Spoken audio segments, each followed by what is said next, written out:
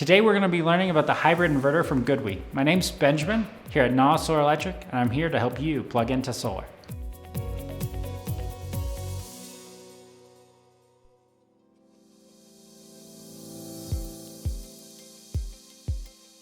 Here on our bench today, we have the GoodWe 9600A-ES hybrid inverter. We're going to open this up, show you how to wire it, and get this commissioned. All right, now that we got the cover off, here on the left, we have our PV inputs.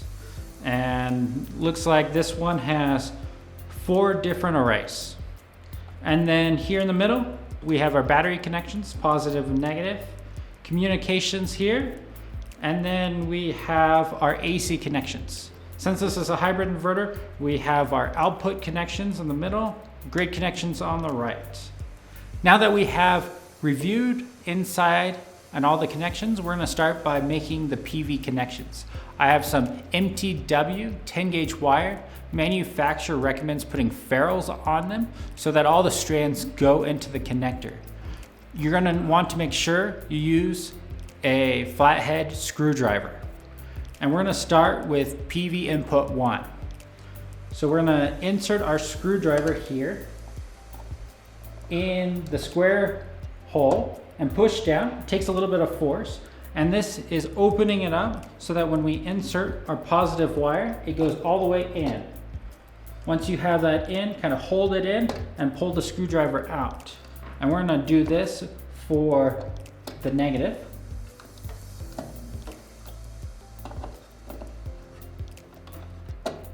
And we're going to repeat this for as many arrays as we have.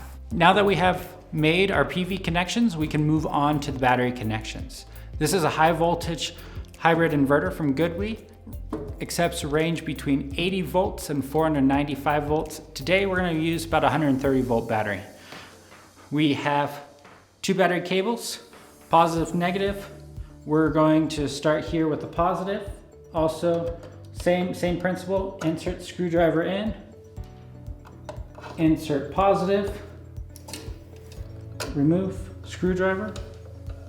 We're going to do that here with the negative, screwdriver, negative, pulling it up. Now that we're done with the battery connections, we can move on to the output connections, also referred to as backup connections. Here today, we're going to use SOW wire to simulate connecting our connections. This is an SOW 3 conductor. We're going to use black for L1. We're going to use the white one that we've taped red for L2. And we're going to use the ground one for neutral. In a real world application, you're going to have 4 conductors. Black for L1, red for L2, green for ground, and you're going to have a white one for neutral. We're going to start here on the left side of the backup connections with the neutral. We're going to install our screwdriver here. Use our neutral wire. For this application right now, we're going to use green. We're going to do L1, which I'm going to use black. We're going to do L2, red.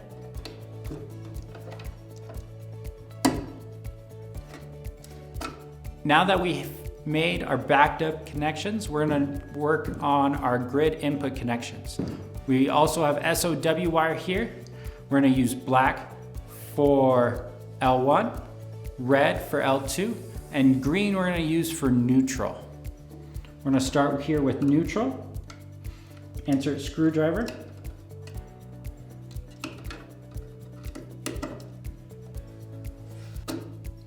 We're going to insert screwdriver now into L1. Going to hold the wire while we pull it out and repeat for L2.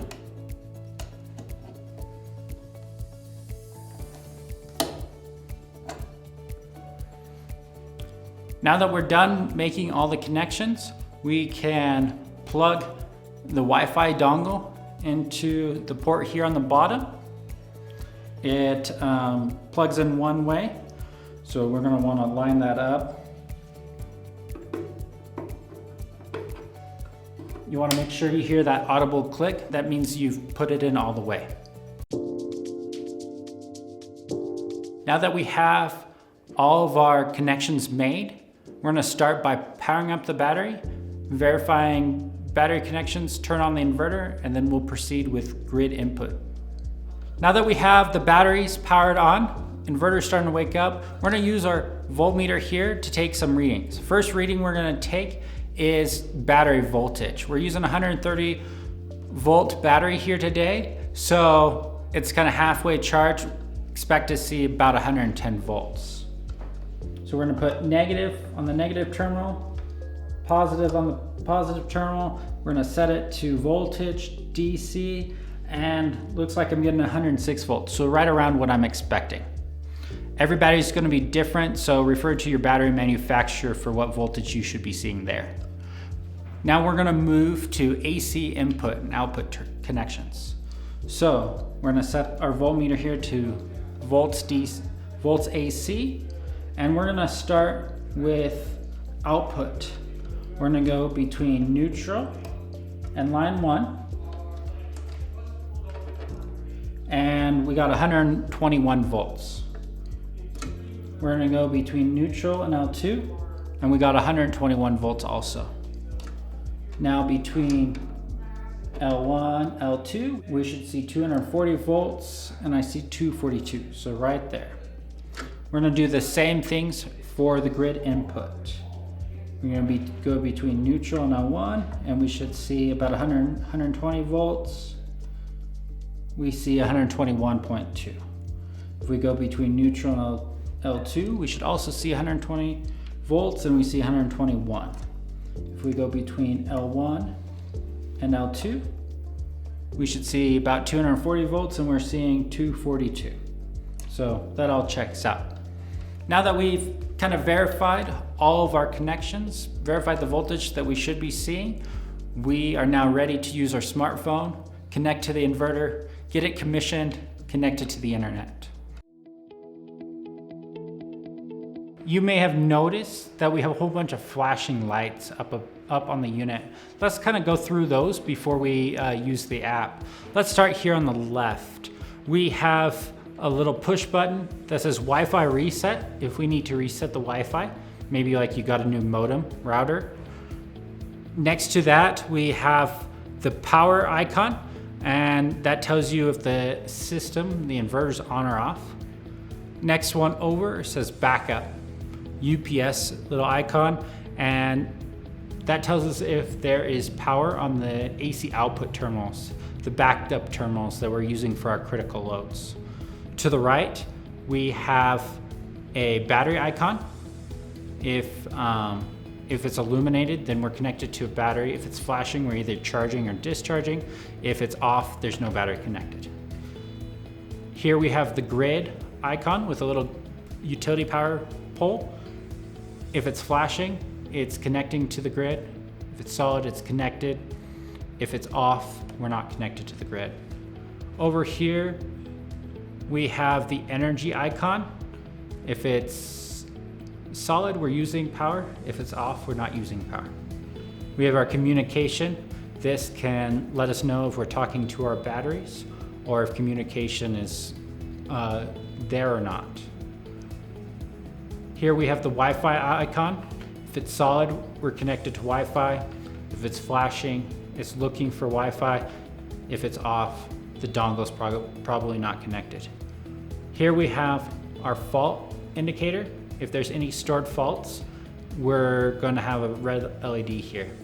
And then we have the battery icon. If your battery is talking communication with the inverter, we're going to be able to see kind of state of charge here. All right, now we are ready to download and use the apps to commission the inverters.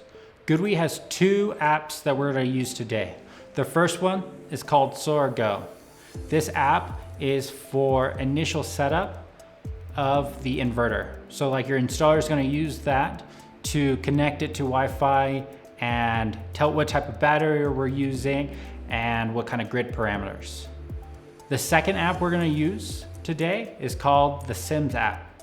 This is the app that allows us to monitor the inverter, kind of see history and see what the inverter is doing and kind of see if there's any errors or not.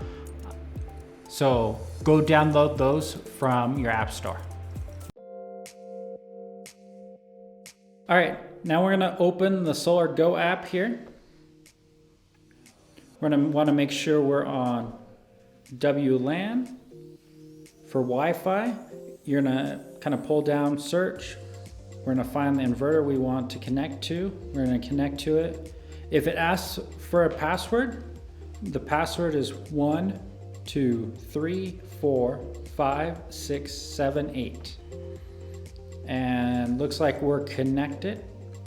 Now first thing we're gonna do is we're gonna go to settings and we're gonna go to communication settings. And here we're gonna enter our Wi-Fi password and username. So we're gonna go to WLAN/LAN.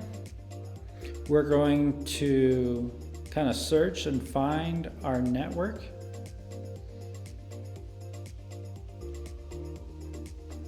We're gonna enter our password here.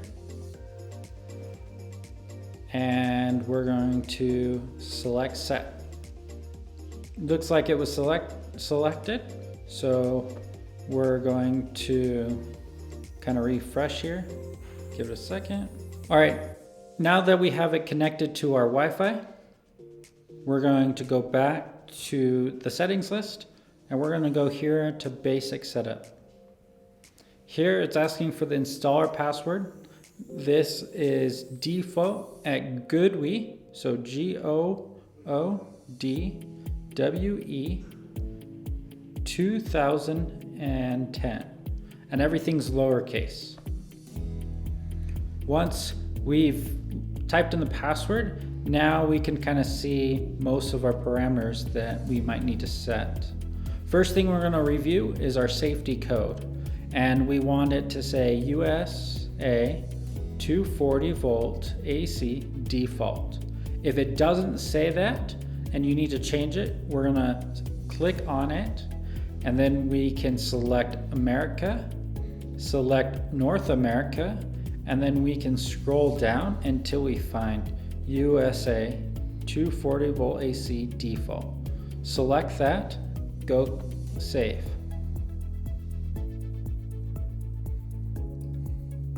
Once that's a success, we can go back.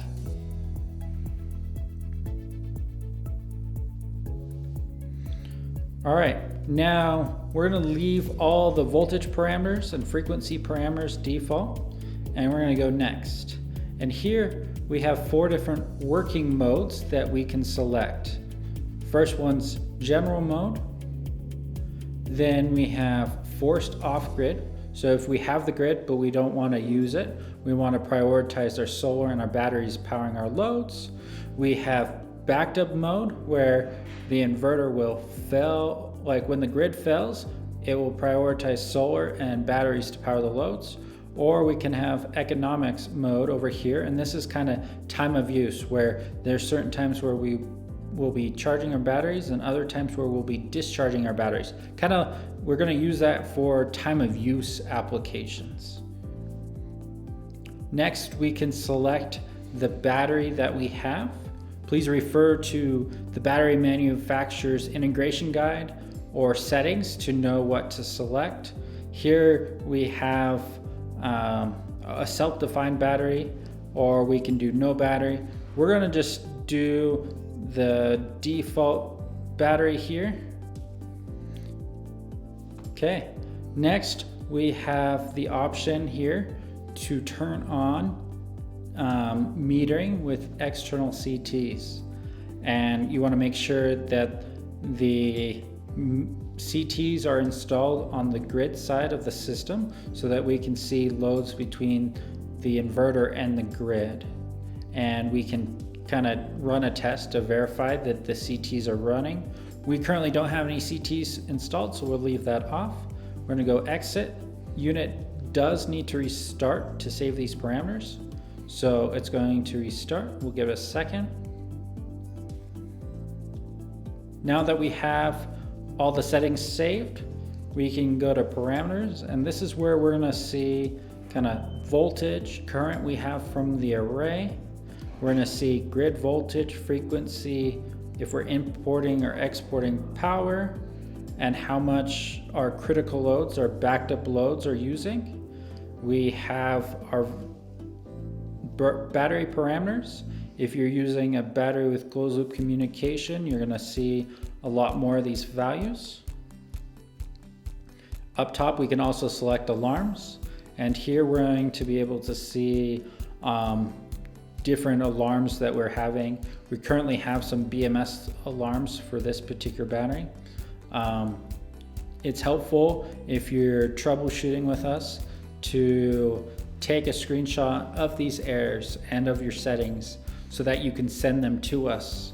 Also helpful is to take a video of those LED lights that we reviewed just earlier. All this information can help us troubleshoot your system a little bit better. And if we go back here to the home screen, this is kind of the overview, how much we're producing, how much the battery is, what's going to the house, what's going to the grid or coming from the grid, and kind of just what status we're in.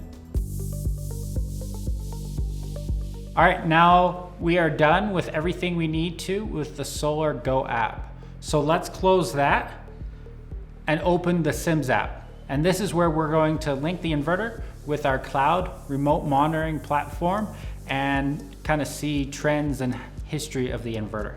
All right, now we're gonna open the Sims portal app. This is the monitoring portion of the apps. Here we have the login screen. We're gonna either log in if we already have an account, or we can hit here for register if we need to create an account. If we're gonna need to create an account, we're gonna enter our email address, we're gonna enter a password, we're going to enter that password a second time, and then we're gonna select what area we are. So we're gonna do America, we're gonna agree to the terms, and we're gonna register. Once you've registered, you're gonna now be able to log in. Here you see kind of overview. I have a few customers that have shared sites with me so I can see their sites. But for you, you're gonna see nothing. And we're gonna create a plant and then link this inverter with that plant.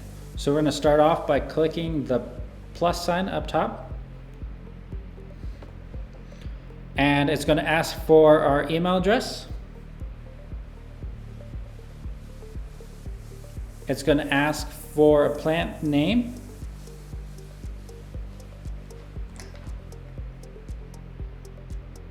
It's going to ask for our address, and it will use your GPS, and you can use that. We're going to keep it as residential. You're going to install, kind of input what solar array we have installed. For our application today, let's put that we have 10 kilowatts. We're gonna say we have 36 panels.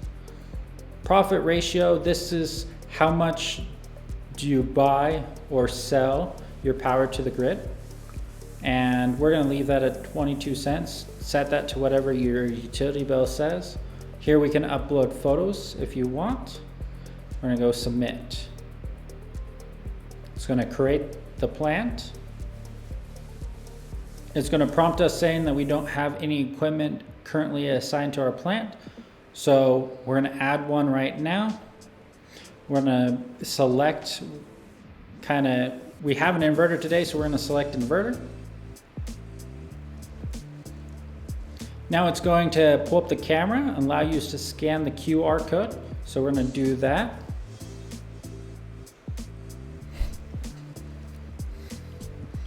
All right, now that we have scanned the QR code, it's gonna auto-populate the serial number, the check code number, and give it a name and kind of be unique. It helps in the long run.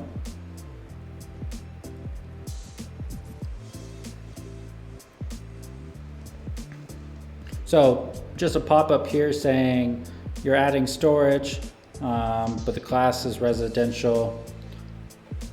it says that we should have selected battery storage as our class. If it wants to change that, so we're going to go submit, and it's going to change that to battery storage.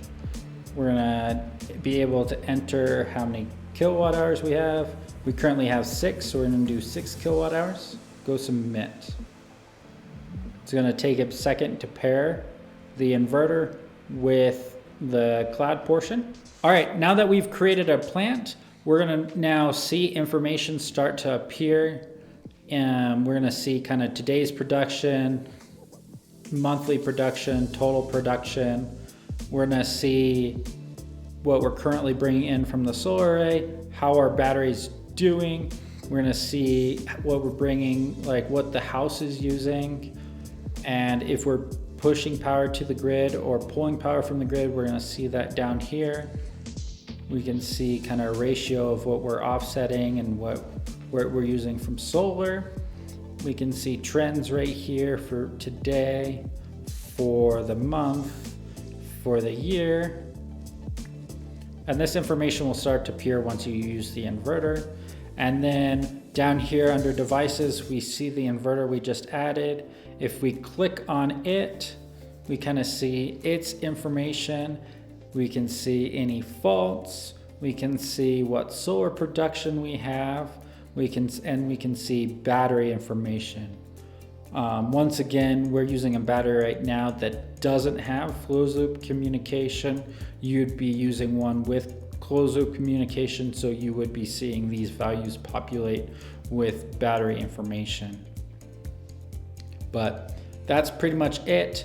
If you do want to share your app view, like if you want to kind of share this plant with somebody so that they can also monitor your system, like a spouse or a family member, you can click up here at the edit. We can change any of your values. So if you install more solar, more batteries, you can adjust that. And then we have the option to add a visitor, and you enter their email address, send that. They'll get an email to prompt them to create an account. If they already have an account, it'll show up in their list. But that's pretty much it for the Sims app. Now that we have the inverter wired, powered up, and commissioned, it's ready to power your loads, provide you battery backup, and produce power. I hope this video was helpful. Please consider liking and subscribing. We have more videos to come. Check out our website. We have a learning center full of articles. Don't hesitate. Give us a call, chat with us. We're here to help you plug into solar.